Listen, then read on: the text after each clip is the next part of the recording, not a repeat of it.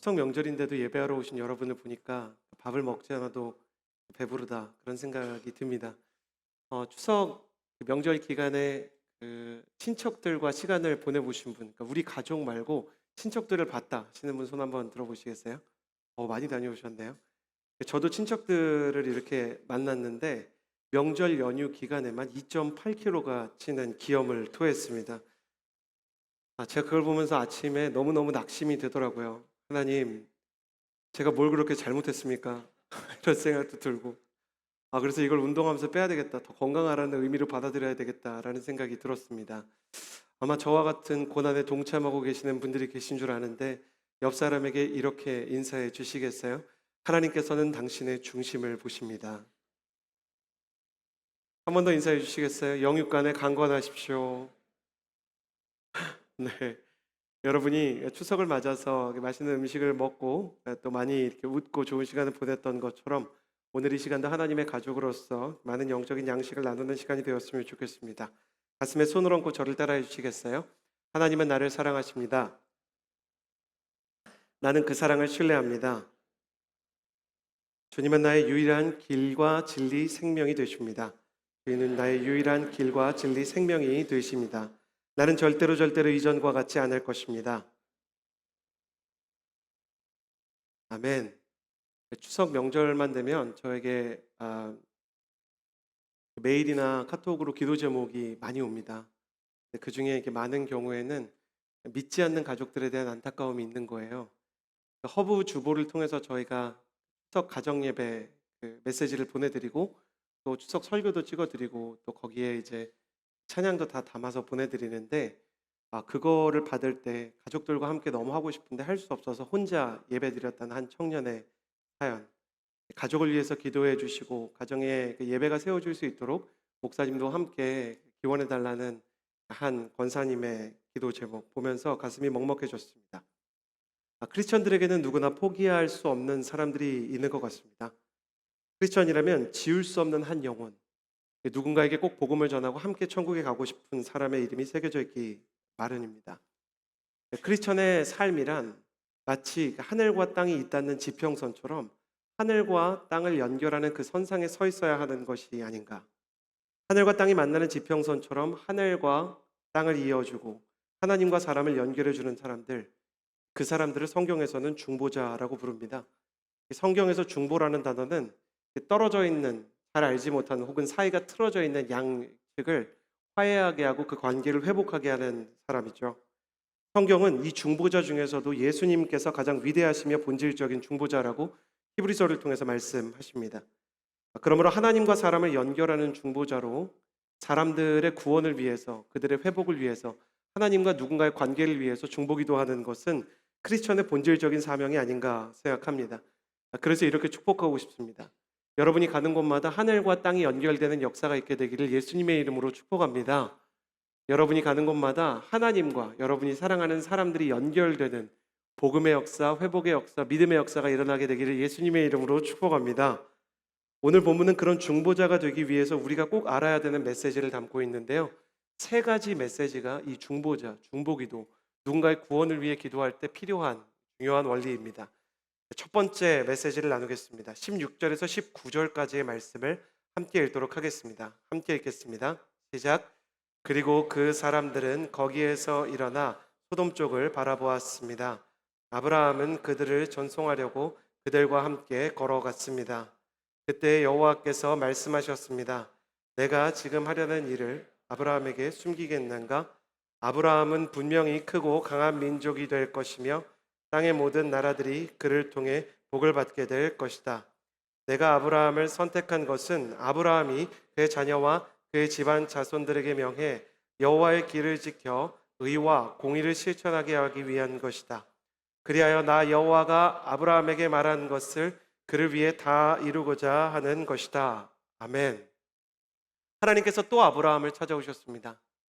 할례를 명하시고 할례한 지 얼마 되지 않아서 하나님께서 아브라함을 찾아오셔서 아브라함과 사라를 만나시고 이렇게 얘기하십니다.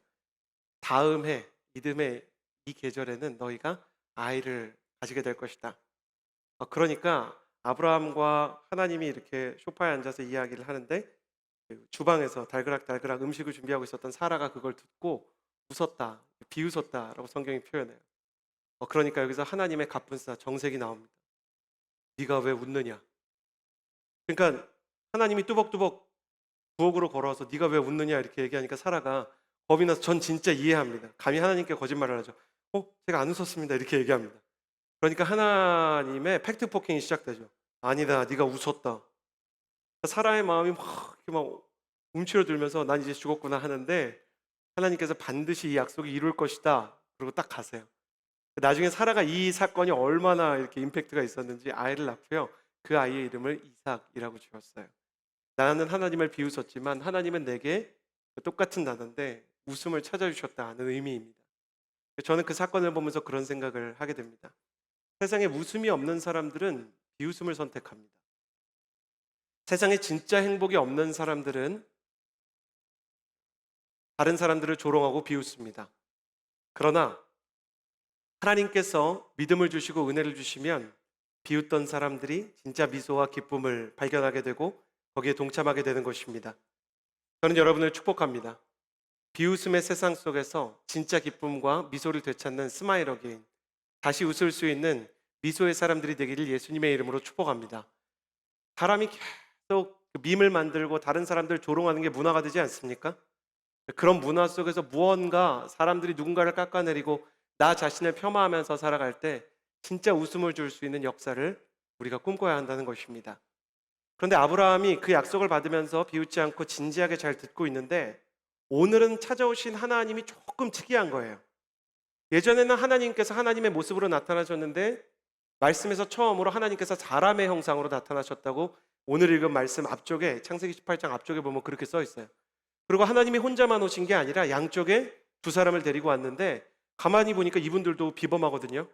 나중에 이제 창세기 19장 한 장 뒤에 나오지만 이들은 천사들이었어요. 그냥 천사도 아니고요. 이 두 천사는 죄악으로 가득 찬 소돔과 고모라를 멸망시키기 위해서 하나님께서 데려온 천사들로 소위 신학적으로 멸망의 천사들이라고 부르는 천사들입니다. 아브라함은 그들을 보면서 뭔가 긴장되고 이 천사를 봤는데 제 상상이에요. 여기서부터는 뭔가 천사가 좀 무섭고 긴장감 있게 느껴졌을 거예요. 그러니까 제가 지금 생각하는 그 천사의 모습은 양쪽에 마동석 씨 두 분이 계시는 것 같은 그런 느낌이거든요. 그러니까 그런 천사가 이렇게 건장하고 뭔가 긴장감 있고 잘 웃지 않고 그들의 사명 자체가 무언가를 멸망시키러 온 천사를 보는데 뭔가 까닭을 얘기하지 않고 왜 두 분이 왔는지 물어보지도 못하겠고 긴장되는 상황이지만 이유를 알 수가 없는 거예요. 그래서 이 약속을 받은 후에 그냥 하나님과 두 천사가 총 세 분이 이제 자리를 떠나시는데 갑자기 두 천사는 떠나가고 하나님만 아브라함에게로 떠나가시다가 다시 이렇게 돌아오세요. 그리고 이렇게 말씀하시죠. 두 천사에게 말씀하시는 거예요. 너희는 먼저 가라. 내가 지금 하려는 일을 내가 아브라함에게 숨기겠느냐? 그러면서 앞으로 아브라함에게 계획을 말씀하시겠다. 하나님의 뜻과 지금 하려는 일을 이야기하기로 결정하십니다. 여기서 우리는 중요한 사실을 배웁니다. 하나님의 약속을 받은 사람, 그리고 하나님의 약속과 언약으로 선택된 사람들 가운데에서도 그 언약과 약속을 믿음으로 받아들인 믿음의 사람들에게는 하나님의 계획이 드러난다는 것입니다. 믿음은 하나님의 뜻을 읽어주고 하나님의 계획을 보여줍니다. 반대로 말하면 믿음이 없이는 하나님의 계획을 알 수 없다는 것입니다. 하나님께서는 믿음 외에는 그 어떤 방향으로도 자신의 계획이나 존재를 사람들에게 알리실 생각이 없으십니다. 세상에 수많은 사람들이 신의 존재를 추측하고 신의 계획을 엿보려고 합니다. 과학자들은 신의 존재에 대해서 궁금해하며 만약에 신이 있다면 그것을 과학적으로 증명해보고자 이야기를 하고 신이 없다고 단정하고 무신론적으로 신의 없음에 대해서 선포하는 과학자들도 있습니다. 철학자들이나 종교인들도 신의 계획을 엿보고 신의 뜻이 무엇인지, 신이 무엇을 원하는지에 대해서 추측하려고 합니다. 물론 과학이나 종교나 문화나 인간이 하고 있는 모든 그 시도 그 자체를 악한 의도라고 할 수는 없을 것입니다. 인류가 과학에 지금까지 쌓아온 무한한 성과를 보면 얼마나 눈부신 발전을 이루었습니까? 그렇지만 과학에 대해서 이렇게 한번 이과생들도 생각해 봅시다. 인류가 지금까지 관찰한 우주에 대한 진실이 많을까요? 아니면 실제 존재하는 우주의 진실이 더 클까요? 뉴턴이나 아인슈타인 같은 사람들은 자기가 가지고 있는 지식이란 바닷물에 물 한 컵밖에 안 된다라고 얘기할 정도였어요. 인간이 과학을 가지고 모든 것을 관찰할 수 있다는 전제를 가지고 과학이라는 학문을 만들었지만 실은 인간은 알고 있습니다. 모든 것을 다 파악할 수 없을지 모른다. 과학이 나쁘다는 반지성주의나 반과학주의를 말하는 게 아닙니다. 단지 인간의 인식이나 관찰의 범위에 한계가 있을 수 있다는 것이죠. 이렇게 예를 들어 볼게요. 하나님이 진짜 전능하신 분이라면 작정하고 사람에게서 자신의 존재를 은폐하고 숨기기로 작정하시면 어떻게 되겠어요?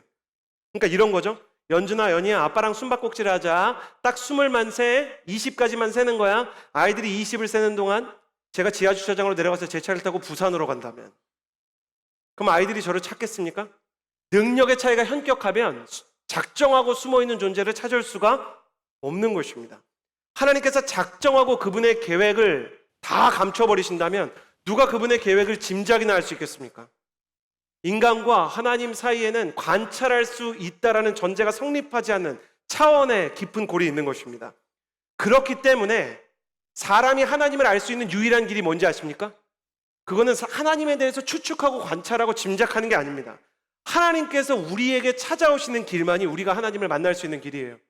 우리가 다 예수 그리스도를 믿고 하나님을 믿으며 천국에 가려고 하지만 천국이 어디에 있는지, 하나님의 주소는 어딘지, 진짜 하나님께서 계시는 차원은 어떻게 생겼는지 누가 제대로 알겠습니까? 우리는 작정하고 하나님이 숨으시면 찾을 수 없고, 작정하고 하나님이 침묵하시면 그분의 음성을 들을 수 없습니다.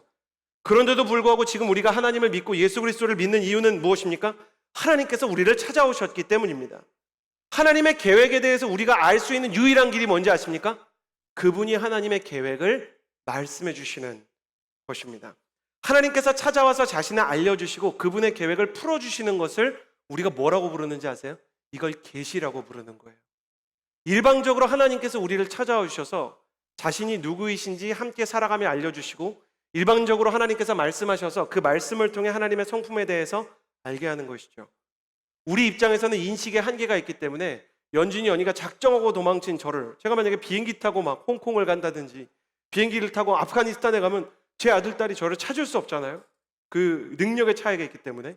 같은 사람인데도 이렇게 못 찾는데, 존재의 차이가 질적으로 현격히 다른 하나님을 찾을 수 없기에 주님께서 찾아오시는 방법만 있다는 것입니다. 그래서 성경은 계시를 너무나 소중히 여깁니다. 하나님께서 우리와 너무 다르고 능력이 다르고 전능하신데도 우리를 찾아와 주시는 길만이 우리가 하나님을 알 수 있는 방법이기 때문입니다. 특별히 계시는 두 가지 차원으로 우리에게 다가옵니다. 첫 번째 하나님의 계시는 기록되어 있는 성경, 하나님의 말씀입니다. 하나님께서 이미 하신 일과 하나님께서 이미 하셨던 말씀이 과거의 것인데도 왜 중요한가? 하나님은 신실한 분이시기 때문입니다. 그분의 성품이나 그분의 본성의 변화가 없어요. 그래서 세월이 가고 꽃이 시들면서 많은 것들이 흔들려도 하나님의 성품은 성경에서 기록된 그대로 우리에게 여전히 동일하게 적용이 됩니다. 설교란 문화가 바뀌었지만 시대가 흘렀지만 변하지 않는 하나님의 성품이 우리에게 다시 한번 선포되는 자리요, 설교를 통해서 우리는 기록된 말씀 속에 있는 하나님의 마음과 그 음성을 다시 듣게 되는 것입니다. 성경보다 더 위대한 계시가 하나 있습니다. 그것은 바로 이 땅에 오셨던 살아계신 그리스도이십니다. 말씀이 육신이 되어 우리 가운데 거하셨다라는 것은 하나님의 말씀 그 자체, 그냥 기록된 인간의 언어로 한계를 가질 수밖에 없는, 그러니까 세상에 기록되어 있는 모든 계시의 문헌과 모든 역사의 문헌과 모든 지혜보다 성경이 가장 위대한 것이지만, 그것보다 더 본질적이신 하나님의 말씀, 하나님의 성품이 우리 가운데 찾아와 주신 것입니다. 따라서 크리스천이라면 반드시 세 가지를 기억하셔야 됩니다. 하나는 우리가 짐작하고 우리가 더듬고 우리가 종교나 과학을 통해서 하나님을 더듬거나 짐작할 수 없다는 것입니다. 두 번째는 성경 말씀을 통해 변하지 않는 하나님의 성품을 만날 수 있다는 믿음을 가져야 된다는 것입니다. 세 번째는 예수 그리스도에 대해 묵상하면 묵상할수록 우리는 살아계신 하나님의 마음에 대해서 계시받을 수 있다는 것입니다. 그래서 성경을 믿기 위해 지금도 성경을 읽고 묵상하는 사람들은 기록된 성경 속에서 제가 늘 선포하듯이 살아계신 하나님의 음성을 들으며 믿음이 생깁니다. 로마서 10장 17절에 그러므로 믿음은 들음에서 나며 들음은 그리스도의 말씀으로 말미암는다라고 기록된 것입니다. 또한 예수 그리스도를 만나기 위해서 우리 가운데 이미 오셨고 지금도 하나님 우편에 앉아 계시지만 성령을 통해서 우리를 찾아오시는 예수님을 만나기 위해 인격적으로 하나님과 하나님의 아들 예수 그리스도를 만나기 위해 기도하고 그분의 이름을 부르는 사람은 끝내 그분을 만나게 됩니다. 이것은 하나님께서 우리에게 약속하셨기 때문입니다. 예레미야 29장 13절에 너희가 온 마음으로 나를 구하면 나를 찾을 것이요 나를 만나리라. 로마서 10장 13절에 누구든지 주의 이름을 부르는 자는 구원을 받으리라 약속하셨기 때문입니다. 오늘 말씀이 약간 어렵습니다. 그러나 잘 따라오십시오. 선포합니다. 우리 인간의 수고로 하나님을 찾아갈 수 있다. 혹은 우리의 사상과 우리의 과학과 우리의 윤리로 하나님의 말씀이나 그 규범을 대신할 수 있다는 세상의 거짓말에 속지 않는 하나님의 기준과 하나님의 말씀에 여러분의 마음을 맞추는 하나님의 사람 되시기를 예수님의 이름으로 축복합니다. 여러분 속지 마세요. 바이올린이 제대로 된 연주를 하려면 반드시 절대음에 자신의 현을 조율해야 합니다. 아무리 훌륭한 바이올리니스트라도 그 기준음에 자신의 현을 조율하지 않으면 아무리 탁월한 연주를 해도 그 연주가 엉망진창이 될 수밖에 없습니다. 사람이 난 하나님의 말씀에 의해서 지어진 존재이기에 하나님의 말씀에 그 기준을 두고 말씀을 따라서 움직이며 그 말씀을 존중하며 살아야 됩니다. 그것이 영혼의 조율이며 매일 아침 큐티를 하는 것은 아침마다 내 영혼의 바이올린 현을 조율하는 것과 같습니다. 사랑하는 여러분, 말씀을 볼 때 그 말씀이 여러분의 영적인 호흡과 감정과 여러분의 이성과 여러분의 인생을 조율하여 주시는 역사가 있게 되기를 예수님의 이름으로 축복합니다. 하나님의 말씀을 읽으십시오. 그러면 그 말씀이 오늘 아브라함에게 하나님의 계획이 드러난 것처럼 여러분 인생을 향한 하나님의 계획을 읽어주실 줄을 믿습니다. 기록된 말씀 속에서 여러분의 인생을 향한 하나님의 계획을 알게 되고 여러분의 마음이 조율되고 여러분의 인생이 조율된 대로 하나님께 연주되어 그 계획을 성취하고 비전을 이루는 하나님의 사람 되기를 예수님의 이름으로 축복합니다.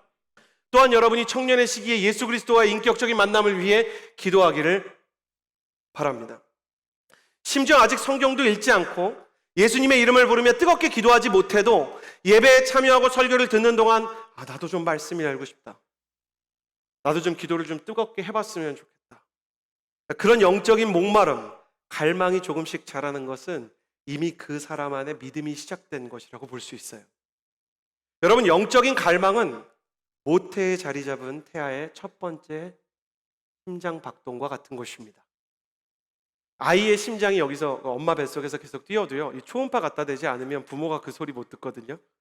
네, 부모가 못 듣는다 그래서 아이의 태아가 심장이 뛰지 않는 게 아닙니다. 아직 태어나지 않았지만 모태에 자리 잡은 이 태아의 갈망의 심장 박동으로부터 팔과 다리가 자라듯이 갈망의 심장 박동으로부터 믿음의 팔다리가 자라고 순종의 의지가 생기게 되는 것입니다. 그렇다면 이 시대에 오늘날 하나님께서 우리에게 주신 영적인 모태, 영적인 자궁은 어디일까요? 저는 하나님께서 믿는 사람들의 신앙을 견고하게 세우기 위해서 우리에게 주신 선물이 예수님께서 승천하시면서 마지막으로 주신 그 선물, 바로 교회라고 생각합니다. 저는 이 교회에 대해서, 허브에 대해서 이렇게 축복하고 싶습니다. 사랑하는 여러분, 여러분도 아멘 해주시겠습니까? 이 교회에서 예배드리는 사람마다 태아가 자궁에서 자라듯이 믿음이 자라게 되는 역사가 일어나게 될지어다. 갈망의 심장박동이 있고 팔다리가 자라고 성령의 성품이 자라고 하나님께서 원하시는 이 생명의 잉태가 일어나고 선교의 출산이 일어나는 그런 모태, 그런 영적인 하나님의 안전한 이 품이 되는 역사를 꿈꾸게 되는 것이죠. 그렇게 믿음이 교회에서 자라고 말씀을 듣고 기도하면서 이 갈망 속에서 점차 자라기 시작하면 믿음의 분량이 자라다 결국 하나님의 계획에 닿게 됩니다. 사랑하는 청년들이여, 하나님의 말씀을 믿음으로 예수 그리스도를 만남으로 인하여 여러분의 인생을 향한 하나님의 계획과 비전이 여러분의 인생 가운데 읽히고 새겨지고 파악되는 역사가 있게 되기를 예수님의 이름으로 축복합니다. 믿음을 가진 사람, 하나님의 말씀을 읽는 사람, 예수 그리스도와 만나고 기도하는 사람, 그 사람은 나를 향한 하나님의 계획, 세상을 향한 하나님의 계획, 심지어 다가올 심판을 피하게 하는 구원의 계획, 그 복음에 대해서도 알게 되는 것이죠. 사랑하는 여러분, 여러분이 바로 이러한 사람으로 부름을 받았다는 것입니다. 저는 이 말씀이 여러분에게도 들려지게 되기를 바랍니다. 내가 지금 하려는 일을 아브라함에게 숨기겠는가? 나는 저 사람에게 나의 계획을 알리지 않고는 지나갈 수 없다. 하나님이 믿음의 사람을 보고 이 계획을 막 공유하고 싶으신 거예요. 하나님께서 하나님의 비전과 하나님의 뜻을 막 공유하고 싶으신 거예요. 우리가 어떻게 살아가게 될지, 나는 무엇이 될지. 제가 옛날에 이렇게 컬투쇼에서 사연을 듣는데 굉장히 이렇게 이거 의미 있다, 철학적이다라고 생각하는 사연이 있었어요. 어떤 군대에서 이렇게 후임이 막 삽질을 하는데 너무 못하는 거예요. 그러니까 선임이 후임을 보고, 야, 너 뭐 하는 거야? 삽질 하나 똑바로 못해? 내가 임마 네 나이 땐 말이야. 이렇게 얘기를 했는데 생각해보니까 후임이 자기보다 나이가 2살 많은 거예요. 내가 네 나이 땐 말이야. 이건 밟으려고 시작했지만 방향이 잘못된 거죠. 그때 기가 막힌 말을 했대요. 내가 네 나이 땐 말이야. 그렇게 난 뭐가 돼 있을까? 그랬다는 거예요. 나는 그걸 보면서 그래요. 사람이란 뭐 선임이든 후임이든 유리한 자리에 있든 불리한 자리에 있든 무의식적인 상황 속에서도 나는 무엇이 될까에 대해서 고민하는 존재라는 생각을 하게 됐어요. 20대는 이 인생의 절반도 살지 않은 사람들이에요. 근데 세상은 여러분에게 포기를 종용하고 절망을 종용하고 이 나라에 대해서는 헬조선 지옥이라고 부르고 여러분의 부모에 대해서는 흙수저라고 단정짓게 만들어요.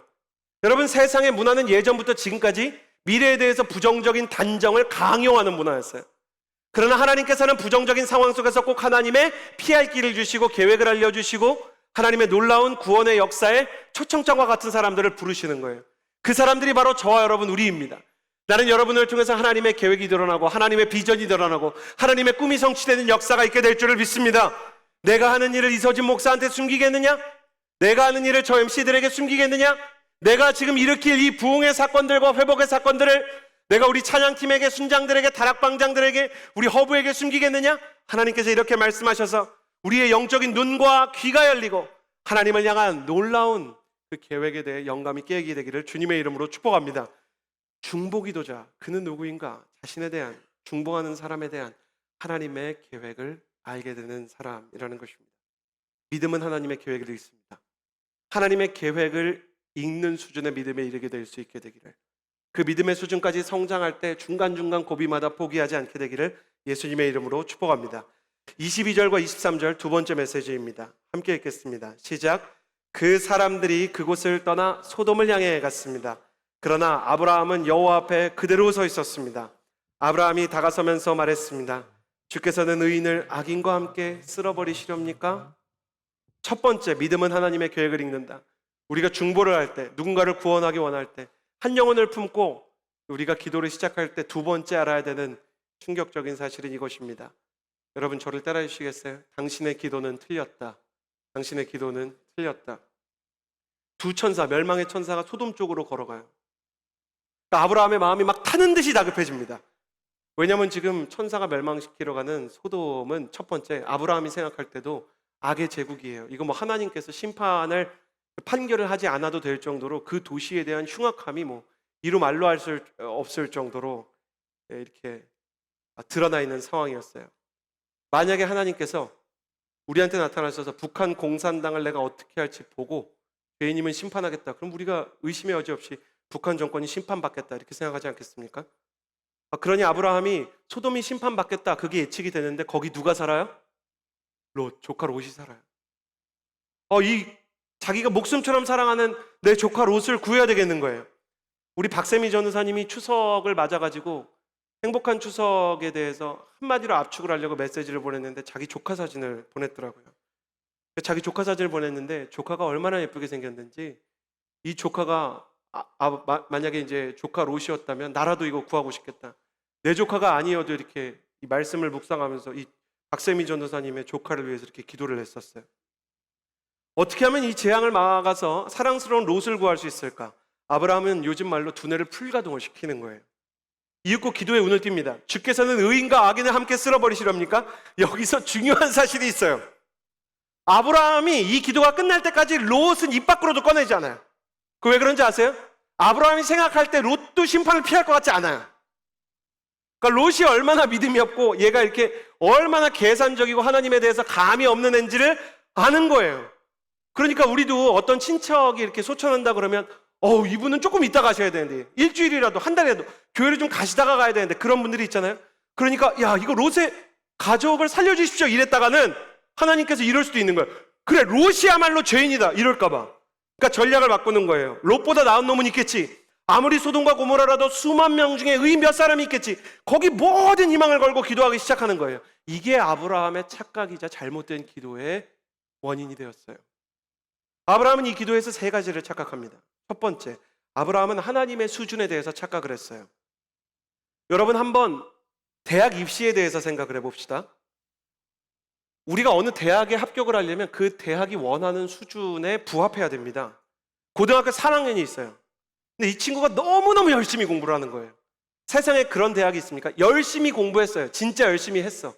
하루에 막 초시계 켜고 막 13시간, 14시간씩 앉아서 기도하고 밥 먹고 자는 시간 외에는 이 친구가 매일 공부를 했어요. 그 이유만으로 서울대 갈 수 있습니까? 갈 수 없어요. 점수가 안 나오면. 그렇게 했는데 점수가 안 나오면 어떻게 이 아이를 합격시킬 수 있겠습니까?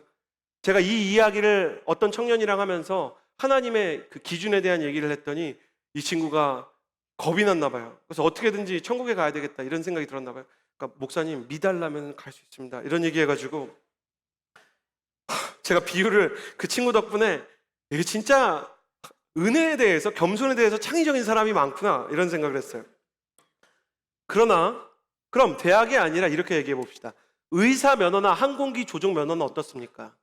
한 학년 전체가 가정하는 거예요. 한 학년 전체가 그의 시험을 치르는 사람들 전체가 똥멍청이라고 한번 생각해 보세요.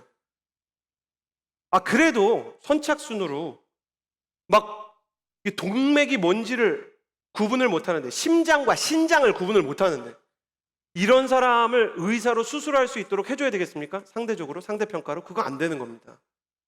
항공기 면허를 발급하는데 응시자에서 합격생이 너무 적다는 이유로 아무나 막 항공기를 몰게 해주면 되겠습니까? 안 되는 겁니다. 중요한 일일수록 그 중요한 일에 걸맞는 수준과 자격을 갖춰야 되는 겁니다. 하나님께서 의인이라고 말하려면 하나님 수준의 의인이 돼야 되는 겁니다. 네, 하나님의 의의 기준의 그 수준이 인간보다 낮겠습니까? 감당할 수 없을 정도로 높을 것입니다. 아브라함은 하나님의 수준이 얼마나 높은지를 몰랐습니다. 그냥 막연하게 소돔과 고모라에 의인이 있지 않을까? 이렇게 생각하는 것이죠. 아브라함의 착각 두 번째는 인간의 수준에 대해서도 착각을 했어요. 자기가 살아보니까 진짜 착한 사람이 있거든요. 그러니까 자기가 살아보니까 진짜 친절한 사람이 있거든요. 저 정도면 천국 가지 않을까? 사람이 다 자기 기준이라 자기보다 굉장히 선한 사람을 보면 이 사람이 굉장히 선량한 분이구나 이런 생각을 하게 되더라고요. 제가 청소년 때, 고등학교 때부터 대학교 때는 종교가 다르지만 간디와 같은 사람들이 참 아름답게 보였어요. 그러니까 비폭력 무저항 운동을 통해서 인도의 수많은 사람들이 독립을 할 수 있도록 한 사람, 그 아름다운 사람 간디를 생각할 때마다 그가 산상수훈을 읽고 예수의 이 오른뺨을 맞거든 왼뺨을 돌려대라, 이 말은 참 맞는 말이다, 이런 이야기를 할 때 참 고매하구나라는 생각을 했어요. 제가 역사를 조금 더 배우기 전까지. 제가 이루 말할 수 없어요. 간디가 가지고 있었던 이 성적인 도착증과 그가 노년이 되어서까지 어린 여자에게 집착하는 이 광기와 같은 것들이 하나하나 드러나기 시작하는데, 와, 인간이라는 게 정말 별 볼 일이 없더라고요. 우리는 정확한 근거도 없지만 이 넓은 우주에 어딘가는 외계인이 있지 않을까? 그냥 막연히 추측하는 사람들처럼 소돔과 고모라에 사람이 저렇게 많은데 저 중에 그냥 의인이 있지 않을까? 추측을 했습니다. 그러나 하나님 보실 때는 틀렸습니다. 하나님의 기준을 통과하는 것은 인간에게는 어려운 일이었습니다. 사람이 자기보다 수영 잘하는 사람 보면 막 기가 막히죠. 저는 박태환 씨가 수영을 하는 걸 보면 막 기가 막히고요. 손흥민 씨가 축구하는 걸 보면 기가 막힙니다. 어제도 골을 넣으셨어요. 그러니까 제가 손흥민 씨가 축구하는 걸 보면 얼마나 기분이 좋은지 몰라요. 아시안 게임 하지 않습니까? 막 수영 선수들이 수영하는 걸 보면 어떻게 저렇게 긴 거리를 저렇게 빠르게 수영을 하지? 세상에는 정말 초인적인 사람이 있습니다. 그러나 수영 잘하면 동해에서 출발해서 미국까지 갈 수 있습니까? 아무리 수영을 잘해도 태평양을 건널 수는 없는 거예요. 태평양을 건너려면 인간이 아니라 뭔가 배나 비행기나 다른 도움을 구해야 되는 것입니다. 성경 로마서 3장 23절에 이 태평양 같은 하나님과 인간의 기준 차이를 이렇게 얘기해요. 모든 사람이 죄를 지었으므로 하나님의 영광에 이를 수 없다. 너가 아무리 의의 수영을 잘해도 헤엄쳐서 내가 있는 여기 대륙까지 올 수 없다. 너는 이 의의 바다를, 심판의 가다를 건널 수 없다. 아브라함은 인간의 수준이 하나님께 이를 수 없다는 것에 대해서 몰랐습니다. 세 번째, 아브라함은 자기 수준에 대해서도 착각했어요. 그러니까 기도를 하면서 의인이 있다고 짐작을 하면서 감히 하나님한테 얘기할 때는 자기 생각에는, 자기 판단에는 그렇게 짐작을 하고 가설을 세우고 한 거 아니에요? 내가 살다 보니까 이런 사람 저런 사람, 선한 사람, 성숙한 사람 있는데, 그러니까 하나님한테 그런 거를 얘기하게 되는 거예요. 사람은 다 그래요. 아브라함처럼 살다 보면 나이를 먹고 공부도 하고 경험도 쌓으면 내가 사람 보는 눈이 생긴다고 생각해요. 좋은 사람, 나쁜 사람 가릴 수 있다고 생각하고 위험한 사람, 안전한 사람 구별할 수 있다고 생각을 해요. 그러나 진짜 그럴까요? 우리가 사람 보는 눈이 생긴다면 왜 나이가 들어서도 사람에게 배신을 당하고 저 사람은 그럴 줄 몰랐어 상처를 받고 눈물을 흘리고 아파하겠습니까? 우리는 타인의 마음속을 볼 수가 없습니다. 진짜 그 사람이 무슨 생각을 하는지, 믿음이 있는지 없는지, 진짜 그 사람 속에 나를 어떻게 생각하는지 알 수가 없는 거죠. 근데 타인의 마음만 못 보는 게 아니더라고요. 요즘에는 내 마음도 몰라요. 그래서 우리는 내 마음을 알기 위해 전 국민이 뭐라고 있습니까? MBTI를 하죠. 마음에 안 드는 거 나오면 심지어 다시 해요. 나 T 아닌데 자꾸 T가 나오네. F 나올 때까지 하는 거예요. 공감이 된다 막 체크하고. 우리는 다른 사람의 마음도 모르고 내 마음도 몰라서 MBTI 하면서 그 해석을 읽고 있으면서도 나는 그래도 사람 안다고 이런 실수를 하는 거예요. 저 사람은 저래. 함부로 판단하고 나서 나중에 보면 후회하는 거예요. 교회에서 어떤 사람에 대해서 나쁜 얘기하고 제일 후회되는 게 언제인지 아세요? 그 사람이 진짜 은혜 받고 변하거나 그 사람이 나를 선대해 주거나 아니면 그 사람이 알고 봤더니 그런 사람 아닐 때 그게 다 죄책감의 어떤 역작용으로, 부작용으로 나타나는 거예요. 그래서 판단을 하고 정죄를 하고 뒷말을 많이 할수록 신앙생활이 참 고달프고 어려워요. 또 나는 이런 사람이야 이렇게 얘기합니다. 근데 주변에서는 사실 나 이런 사람이야 이렇게 얘기하면 아닌 것 같은데 이런 때가 있는 거예요. 세상에 나 자신이 어떤 사람이라고 막 장담하지만 주변 사람들이 볼 때 당신이 당신을 잘 모르는군요 라고 생각하는 사람들이 얼마나 많은지. 그럼에도 불구하고 우리는 우리 스스로의 판단과 인식과 해석의 수준에 대해 너무 과신을 합니다. 아브라함은 자기 판단의 근거를 가지고 착각을 한 채로 하나님께 기도했고, 인간 중에 누군가는 하나님의 기준을 돌파할 거라는 사람에 대한 착각이 있었고, 하나님의 기준이 뭔지도 모르고 기도를 합니다. 이것이 아브라함의 중보 기도였어요.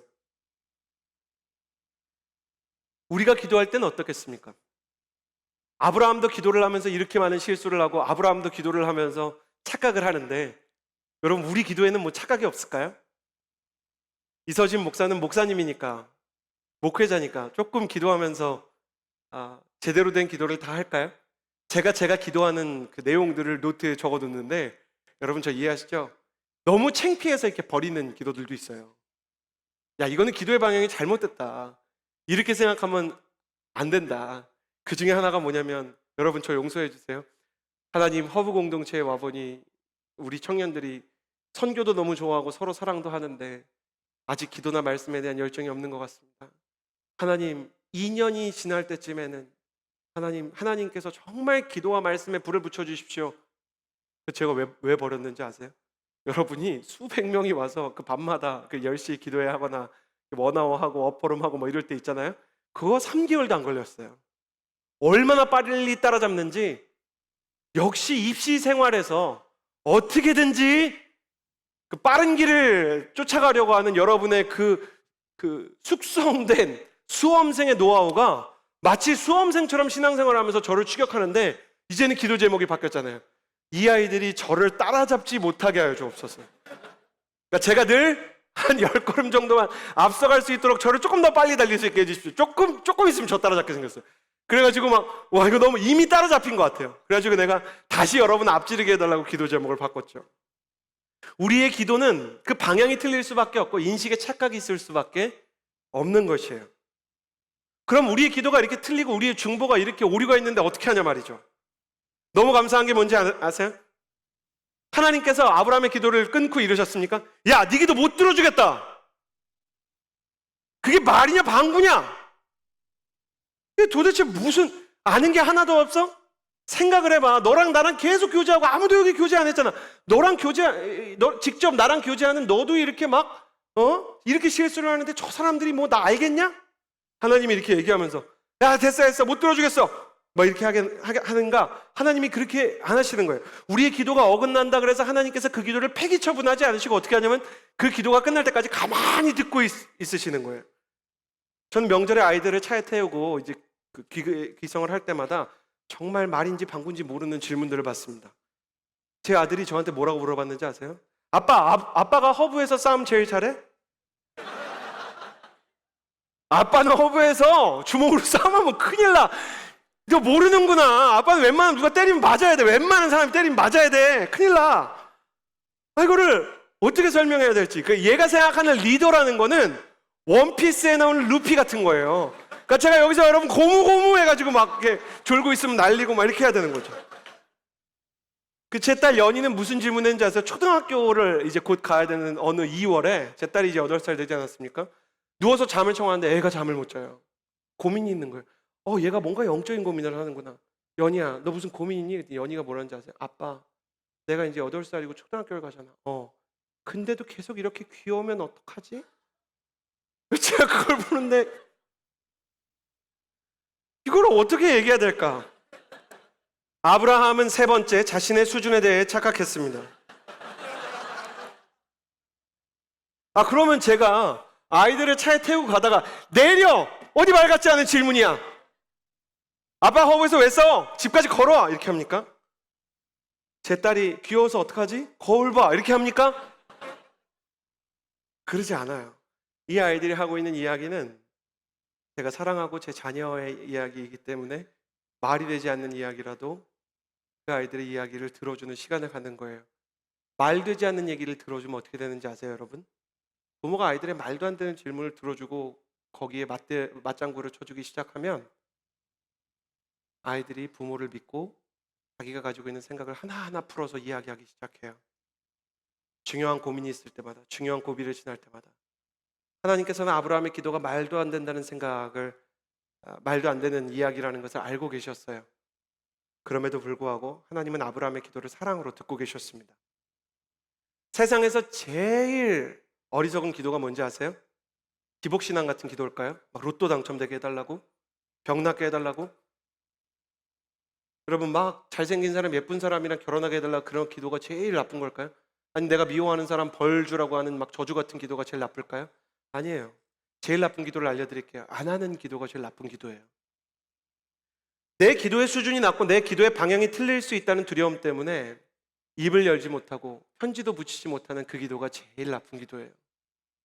하나님께서 아브라함의 기도를 들어주고 계세요. 하나님은 우리의 하찮은 기도도 사력 있게 들어주십니다. 잘못된 기도도요, 하나님께서 긍휼하게 들어주세요. 그러면 잘못된 기도는 어떡합니까? 기도를 많이 하시는 분들이 이렇게 가르치더군요.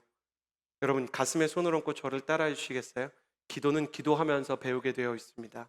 기도는 기도하면서 배우게 되어 있습니다. 기도하고 말씀을 보고 하나님과 교제하면서 잘못된 이 믿음의 방향이, 잘못된 기도의 방향이 서서히 하나님이 원하는 방향으로 조금씩 변하게 되는 거예요. 여러분, 예수께서 여리고를 지나가실 때 맹인 바디메오가 다윗의 자손 예수의 나를 불쌍히 여기소서, 예수님께서 내가 너에게 뭐 해주기 원하느냐? 그러니까 구원에 대해서 얘기하지 않아요. 성령에 대해서 얘기하지 않아요. 제가 보기를 원합니다. 그래요. 그 사람의 유일한 기도는 그냥 눈 다시 뜨는 거예요. 근데 만약에 눈 뜨고 그 사람이 예수님 등지고 달아나면 그 무슨 의미가 있겠어요? 근데 이 사람의 눈을 예수님께서 뜨게 해주시니까 성경이 얼마나 아름다운지, 이에 예수께서 그의 눈을 뜨게 하시자 바디메오가 예수의 뒤를 쫓으니라 이렇게 써 있어요. 처음에는 눈을 뜨기 위해서 기도했지만 눈 뜨고 나서 예수님을 보니까 이분을 따라야 되겠다, 믿음의 방향이, 수준이 바뀌게 된 거예요. 여러분, 하찮은 기도 하세요. 이상한 기도 하세요. 누가 좀 미우면 하세요. 그렇다고 옆에 사람 많으니까 오늘 하지 마시고, 누가 좀 밉고 서운하면 막 밉고 그냥 혼났으면 좋겠다 이렇게 기도도 하고, 복 달라도 기도도 해보고, 여러분 온갖 기도를 해보세요. 말씀을 읽고 정상적인 교회에서 예배를 드리면서 여러분이 계속 기도를 쌓아가면 성령께서 여러분에게 기도의 방향을 수정해 주시고 인도해 주시고 바꿔주시고 성숙하게 해주실 줄을 믿습니다. 기도하는 나는 틀릴 수밖에 없지만 기도를 들으시는 하나님은 잘못된 걸음으로 갈팡질팡하는 우리의 발걸음을 옳은 길로 인도하십니다. 여러분, 그 하나님의 사랑과 인도하심을 신뢰하면서 기도하는 하나님의 사람이 되기를 예수님의 이름으로 축복합니다. 특별히 아브라함처럼 중보 기도를 시작하세요. 한 영혼을 품고 그 사람을 구원하기 위해 여러분 기도를 시작하는 것입니다. 세 번째 기도의 원리. 첫 번째, 믿음은 하나님의 계획을 읽는다. 두 번째, 당신의 기도는 틀렸다. 세 번째 기도의 원리, 32절의 말씀입니다. 같이 한번 읽어보도록 하겠습니다. 시작. 아브라함이 말했습니다. 내 주여, 노여워하지 마십시오. 제가 마지막으로 한 번만 더 말씀드리겠습니다. 만약 거기에서 10명만 찾으시면 어떻게 하시겠습니까? 여호와께서 대답하셨습니다. 내가 그 10명을 위해 멸망시키지 않겠다. 세 번째 기도 제목, 세 번째 이 기도에 대한, 이 중보자에 대한 가르침입니다. 가슴에 손을 얹고 저를 따라해 주시겠어요? 할 거면 끝까지 기도하라.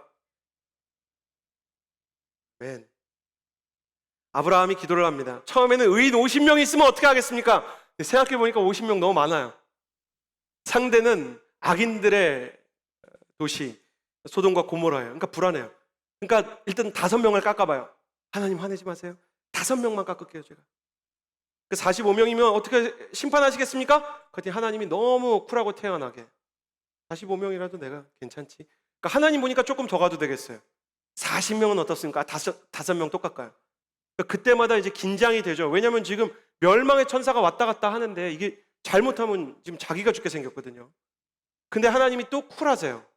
그러니까 40명부터는 이제 10명씩 깎아요. 그러니까 전문 용어로 후려치는 거죠.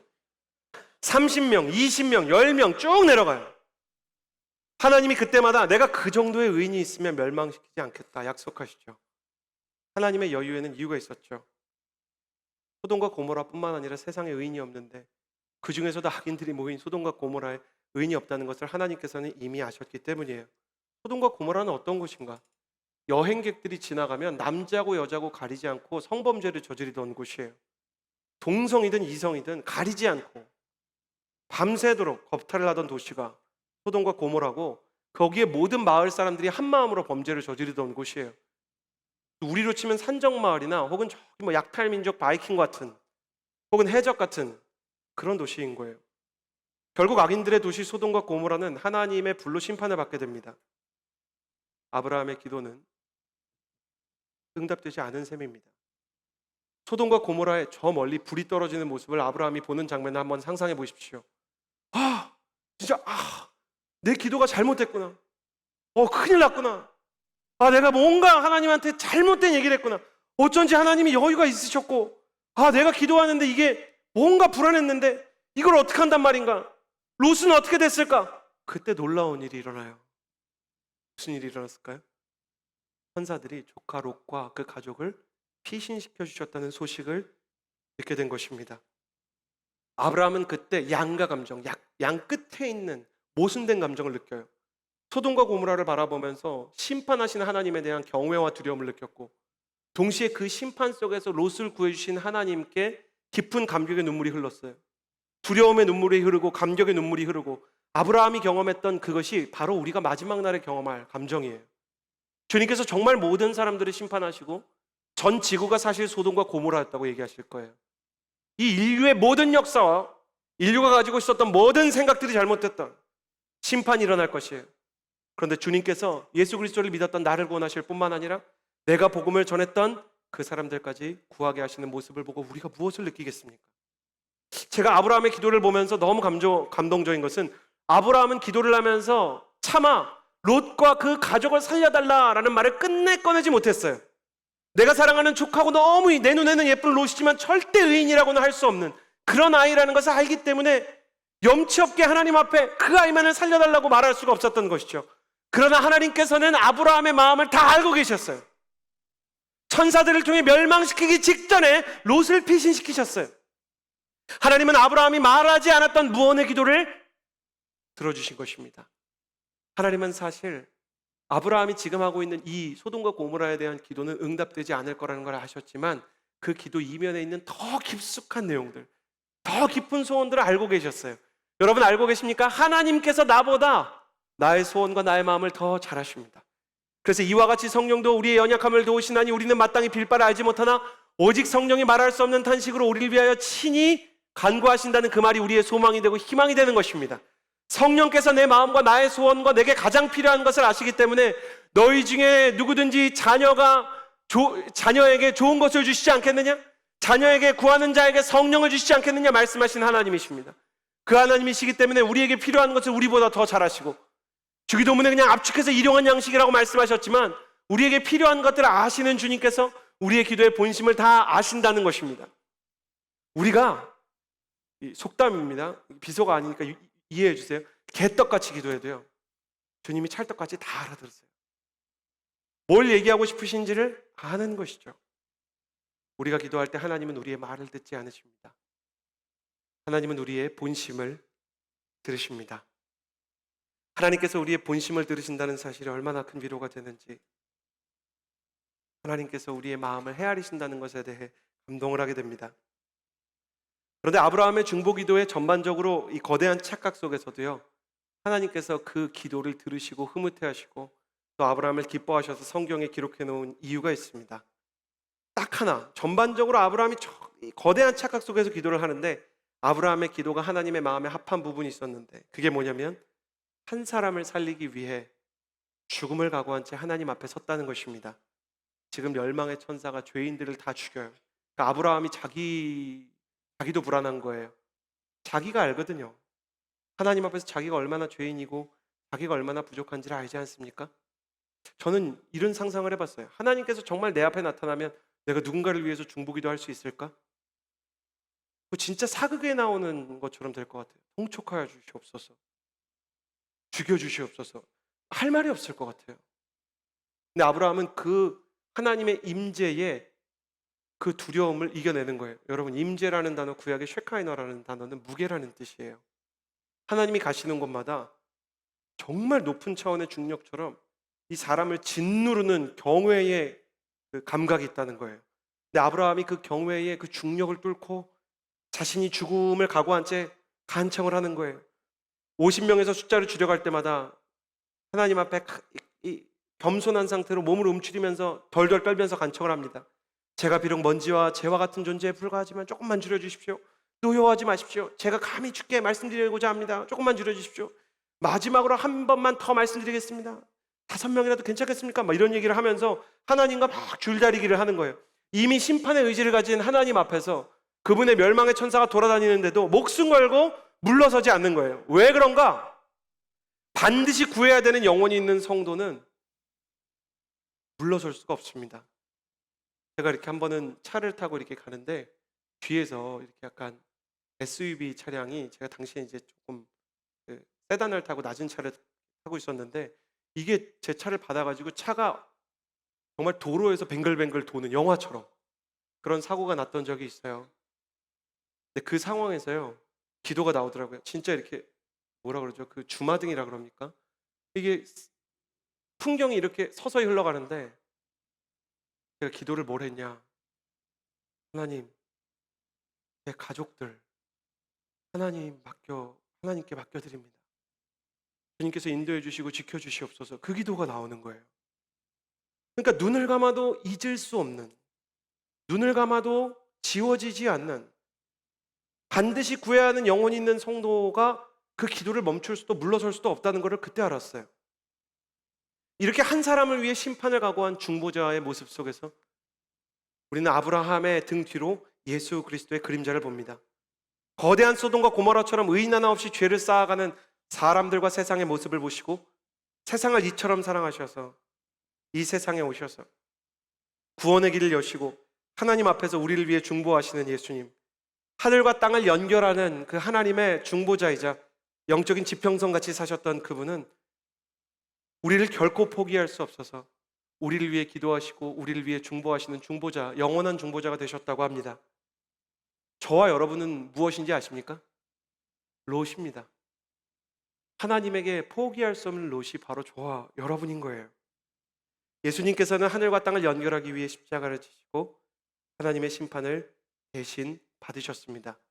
그러므로 예수 그리스도의 제자로 산다는 것은 중보자로 부르심을 받는다는 것과 같은 뜻입니다.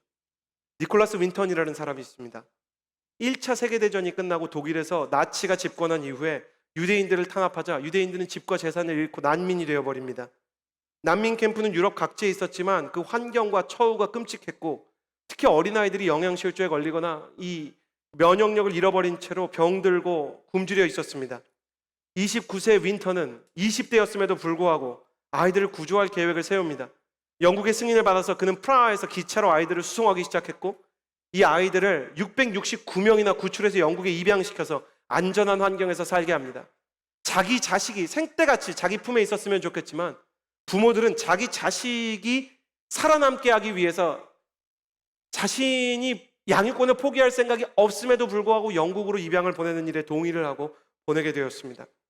그러나 2차 세계대전이 터져서 이제 이 구출 작전은 무의미하게 되었고 윈터는 그 모습을 보고 격분하여 전쟁에 참여하고 이 구출 작전은 일단락을 맺은 것처럼 보였습니다. 그로부터 2차 세계대전이 끝나고 50년이 지난 후 윈턴의 다락방에서 아내가 한 스크랩북을 발견하게 되는데 거기에 아이들에 대한 정보가 이렇게 빼곡하게 스크랩되어 있는 것을 발견했고요. 남편한테 별일 아니라고 알리지 말라 그랬지만 아내는 이걸 BBC에 제보를 하게 됩니다. 1988년에 BBC에서 윈턴 경이 이렇게 참여했던 방송의 일부를 여러분과 나누고자 합니다. 영상을 통해 그 장면을 보겠습니다.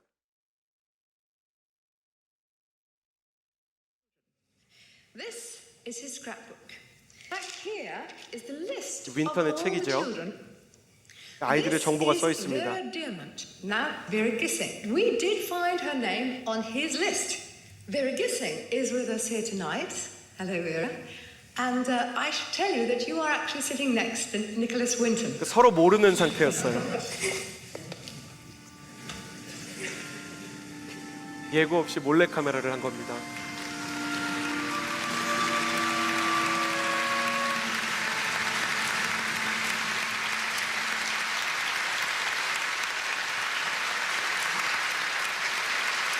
Around my neck, and this is the actual pass that we were given to come to England, and I'm another of the children that you saved.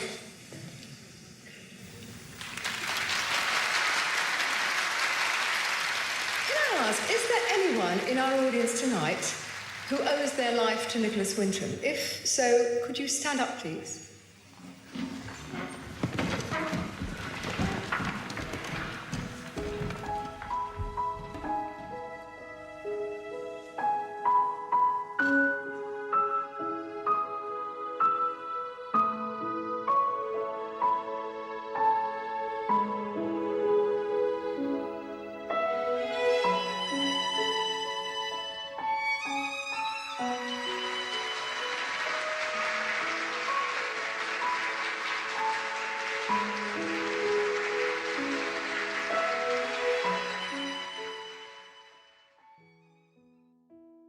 윈턴 경은 전혀 모르는 상태로 이제 아내와 함께, 아내도 잘 모르고 이제 방송에 출연을 했는데 거기 앉아있던 모든 방청객들이 윈턴이 구한 사람이었어요.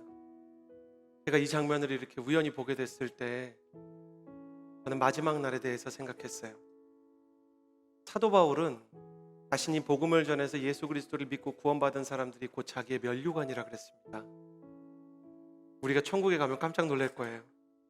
내가 아울리치 가서 복음을 전하는 사람들, 내가 선교를 하고 중보를 해서 예수 그리스도를 믿게 된 사람들이 BBC 역사상 가장 아름다운 장면 중에 하나로 손꼽히는 저 윈턴 경의 아이들처럼 우리를 기다리고 우리를 포옹하고 우리를 마중할 거예요. 그리고 더 나아가서 우리는 단 한 분을 위해서 전체가 일어나게 될 거예요. 바로 우리를 구원하신 예수 그리스도, 영원한 중보자이시요 우리 모든 중보자들의 근원이 되시는 분이십니다. 아브라함이 그랬듯, 예수님께서 그러셨듯, 한 사람이 믿음을 회복하고 중보를 시작하는 것은 결코 사소하거나 작은 일이 아닙니다. 우리 한 사람이 일어나서 믿음을 회복하고 우리 한 사람이 일어나서 예수의 이름으로 다른 사람을 초청하기 시작할 때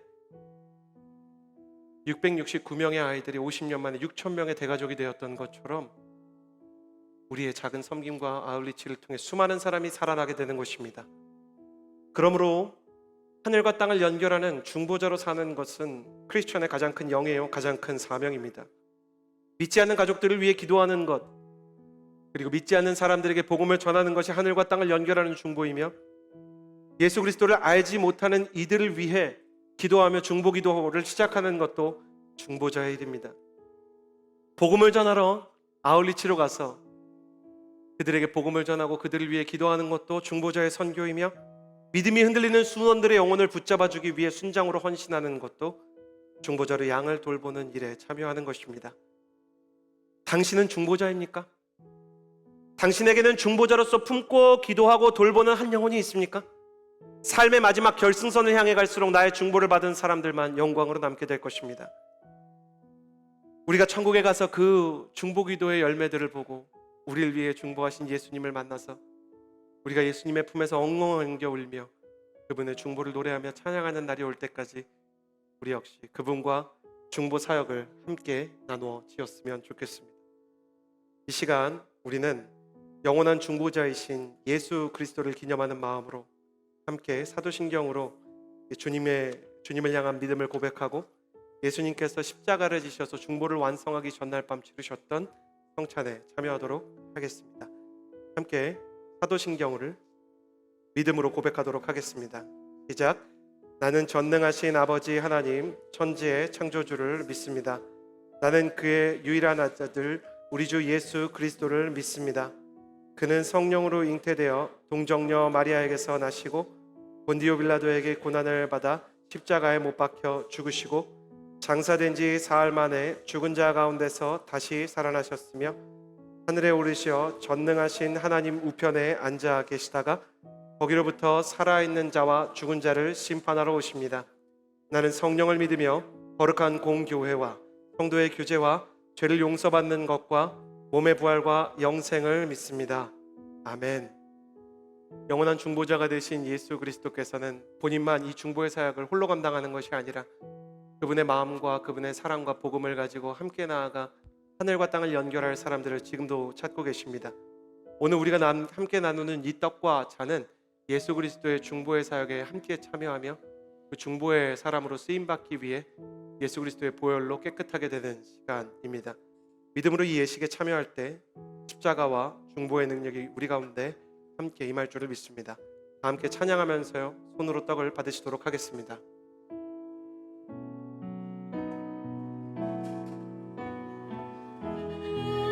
지극히 높은 주님의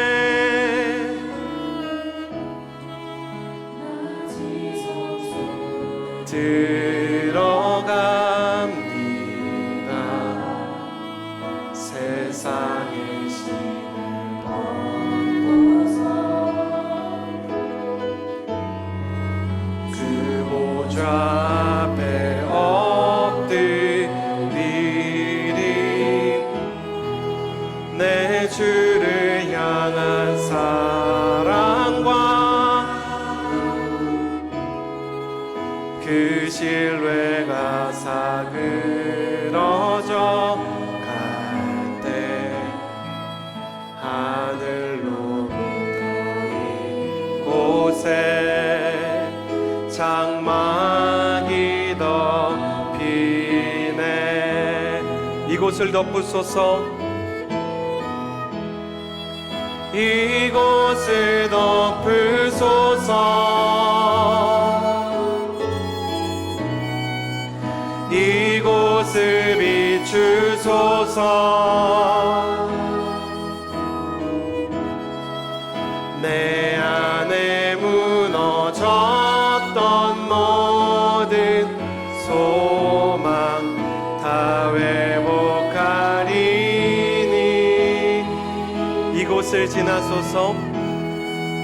이곳을 지나소서.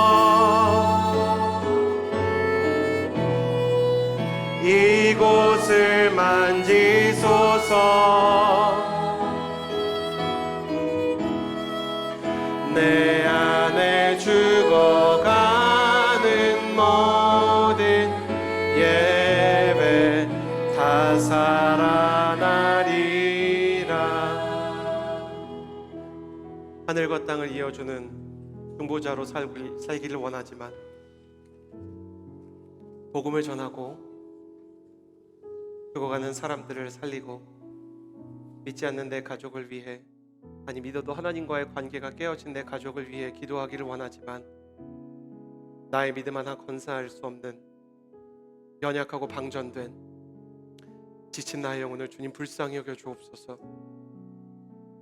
여러분이 받은 이 떡은 예수 그리스도께서 우리를 위해서 주신 그 생명과 은혜의 떡입니다. 이 시간에 기도하며 나아갈 때 그 은혜로 나를 채우시고 그 생명력으로 내가 중보하며 나 자신을 채울 뿐만 아니라 다른 사람들을 하나님과 연결하는 사람으로 쓰일 수 있게 하늘의 충만함과 생명의 능력 내려주옵소서. 그 충전의 역사, 충만의 역사를 간구하며 한 손을 가슴에 얹고 주님 앞에 간절히 기도하며 나아갑시다. 기도하겠습니다. 선하신 하나님 아버지, 기도하며 나아갑니다. 우리 구주 예수 그리스도를 중보자로 우리에게 보내주시고 우리 마음 가운데 흔들리고 연약하고 깨어진 마음이 많음에도 불구하고 우리를 포기하지 않으시고 하찮은 우리의 기도를 들어주시며 하나님 우리를 위하여 여전히 하나님 보좌 우편에서 중보하시는 영원한 대제사장이요 또 영원한 중보자가 되셨습니다. 지금도 중보 사역으로 하늘과 땅을 연결하는 제사장의 역할로 우리를 위해서 중보하시며 예배하시며 기도하시는 예수님, 나 역시 주님의 사랑과 은혜와 십자가의 권능과 성령의 충만함을 힘입어 나는 죽고 예수로 사는, 오히려 나의 방전 가운데 성령의 충만함을 힘입어 한 사람 한 사람을 주님께로 인도하는 하늘과 땅의 다리요 하나님과 사람 사이의 통로로 쓰임받게 하여 주옵소서. 선하신 하나님의 사랑과 은혜로 우리 한 사람 한 사람이 예수 그리스도께 쓰임받으며 주와 함께 동행하는 역사가 일어날 수 있도록 선하신 하나님의 마음을 우리 가운데 기름 부어 주옵소서.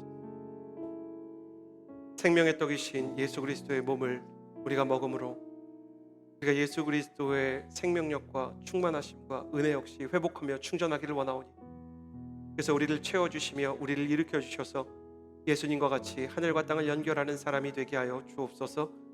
감사를 드리며 예수님의 이름으로 기도드렸습니다. 아멘. 떡을 떼어 함께 하도록 하겠습니다.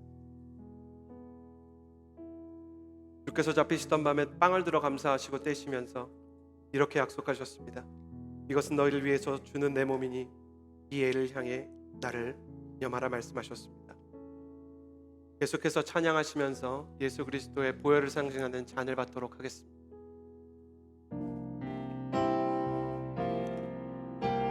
보혈을 지나 하나님 품으로, 보혈을 지나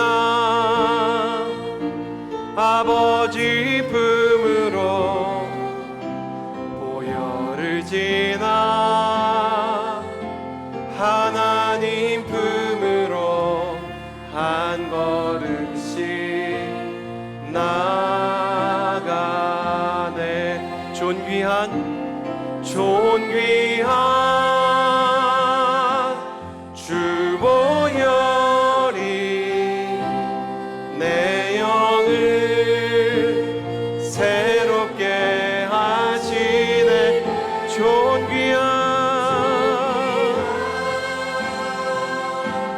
주 보혈이 내 영을 새롭게 보혈을 지나 보혈을 지나 하나님 품으로, 보혈을 지나 아버지 품으로, 보혈을 지나 하나님 품으로 한 걸음씩 나가네. 존귀한 주 보혈이 내 영을 새롭게 하시네. 존귀한 주 보혈이 내 영을 새롭게 존귀한 주 보혈이, 존귀한 주 보혈이 내 영을 새롭게 하시네. 존귀한 주 보혈이 내 영을 새롭게 하네.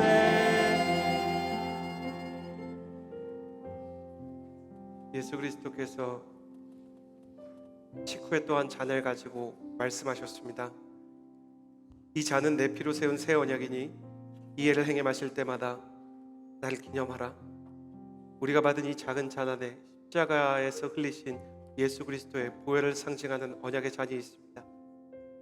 무엇이라 기도해야 할지도 모르고 나에 대해, 세상에 대해, 타인에 대해 착각하며 기도할 바도 알지 못하는 우리지만 하나님께서는 그 기도를 부족하고 잘못된 부분까지 하나하나 들어주시고 예수 그리스도의 십자가 보혈로 우리를 용서하실 뿐만 아니라 성령으로 우리를 인도하여 주십니다. 기도하며 나아갈 때 주여 내가 무엇을 어떻게 기도해야 될지 알게 하여 주시고 하나님 부족한 나의 기도도 들어주시는 주님을 신뢰하여 하나님 담대하게 기도를 시작하게 하여 주시며 예수 그리스도를 향한 믿음이 당신의 사랑을 향한 나의 신뢰가 날이 갈수록 굳고다해지는 역사가 있게 하셔서 연약한 나의 심령이 예수 그리스도의 보혈로 강하여지는 역사가 있게 하여 주옵소서. 한 손을 가슴에 얹고 함께 기도하며 나아갑시다. 기도하겠습니다. 신실하신 하나님 아버지, 기도하며 나아갑니다.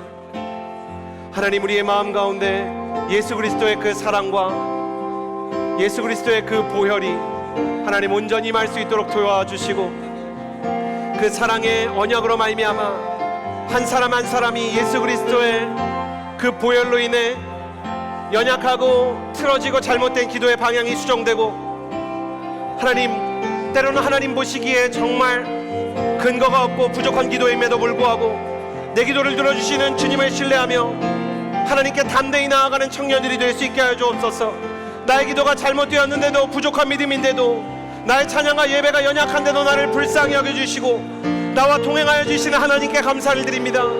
선하신 하나님 아버지, 그 은혜와 능력으로 우리 한 사람 한 사람을 주께서 인도하여 주시고 또 보호하여 주셔서 하나님의 마음과 하나님의 사랑이 한 사람 한 사람을 향하여 충만히 임하는 역사가 있게 하여 주옵소서.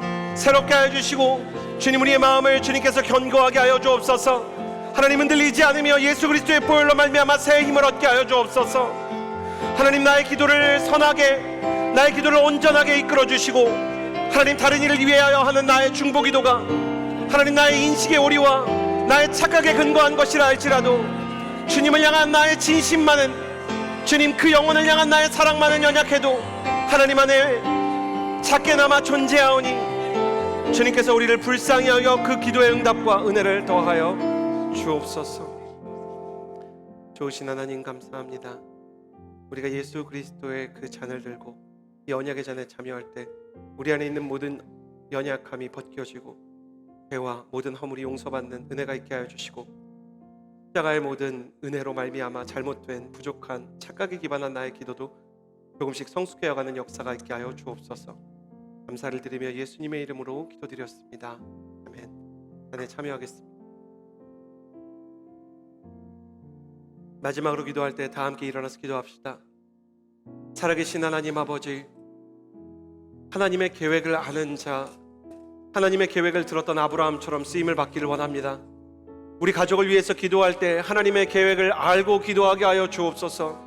나의 인생을 위해서 기도할 때 나의 내일을 인도하실 주님의 그 거룩한 계획에 의지하여 비전을 구할 수 있는 기도자가 되게 하여 주옵소서.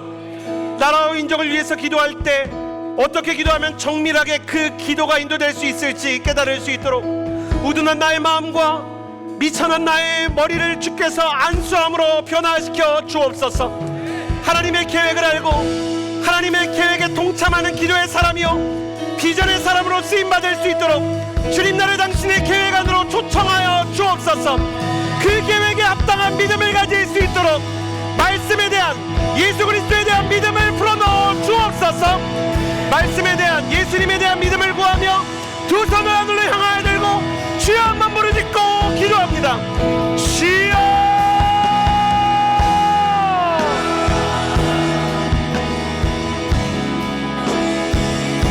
선하신 하나님 아버지, 우리 한 사람 한 사람이 예수 그리스도의 그 사랑 안으로 들어가 당신의 영원하신 계획 안에 나를 향하여 주신 그 은혜와 사랑 안에 내 마음을 의탁하며 나의 내일을 의탁하며 주님께 기도하는 사람이 될 수 있게 하여 주옵소서. 나의 내일, 나의 소망이 주님의 손에 있으며 나의 마음과 나의 인생도 주님께서 계시하실 그 계시의 끝에 있는 것입니다. 주님께서 나를 찾아오지 않으시면 내가 주님을 더듬어할 수 없고, 주님께서 내 인생 가운데 말씀하지 않으시면 나는 그 음성을 들을 수 없습니다. 이 시간 청년들이 하나님의 음성을 듣게 하여 주시고 하나님의 말씀에 대해 그 귀를 열게 하여 주옵소서.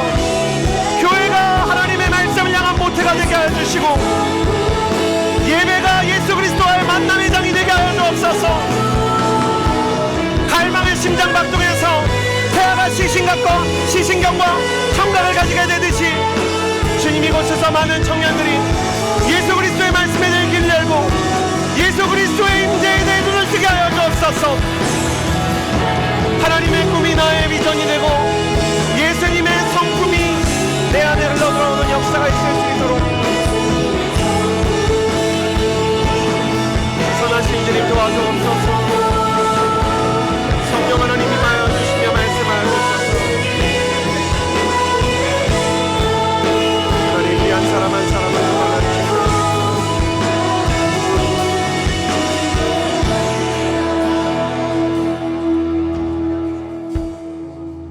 하나님께서 선택하신 자에게 믿음을 주시고 믿음을 가진 자에게 당신의 계시를 주시는 것처럼 하나님 아버지, 우리가 언약의 백성으로서 믿음으로 당신의 말씀 앞에 서오니 이 말씀을 볼 때 나의 내일이 읽혀지는 역사가 있게 하여 주시고 하나님 예수 그리스도를 향한 그 갈망이 태아의 심장박동처럼 작아도 그 심장박동으로부터 시신경과 청각이 자라듯 내 인생에 하나님의 영광을 보는 시신경과 내 인생에 하나님의 말씀을 듣는 청각이 자라나 예수 그리스도의 말씀을 보고 들으며 팔과 다리로 순종하는 지경에 이를 때까지 주의 모태 삼으신 이 교회 가운데 예배 드릴 때마다 우리의 믿음이 성장하고 말씀을 들을 때마다 나의 영혼이 주님이 주시는 힘으로 충만하게 되는 역사가 있게 하여 주옵소서.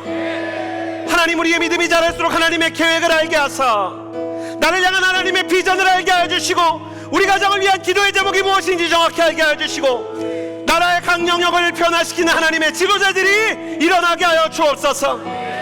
나의 행하려는 것을 아브라함에게 숨기겠느냐? 주님, 우리에게 당신의 뜻을 보이시고 숨김없이 당신의 뜻을 보이시는 그날이 이를 때까지 영광의 그날에 우리가 설 때까지 주님과 함께 예배하며 주님께 온전한 찬양과 감사를 드리는 예배자요 중보자로 살게 하여 주옵소서. 그렇게 행하실 주님을 신뢰하며 이제는 우리 구주 예수 그리스도의 은혜와 하나님 아버지의 사랑과 성령의 교통하심의 역사가 이 자리에서 하나님의 계획을 알고 부족한 기도조차도 주님께 드리며 또한 많은 사람을 살리는 끝까지 기도하는 한 영혼을 위한 중보자로 살기 원하는 주의 모든 청년들 그리고 선교사님들과 환우들 머리 위에 이제로부터 영원토록 함께하여 주시기를 간절히 축원하옵나이다. 아멘.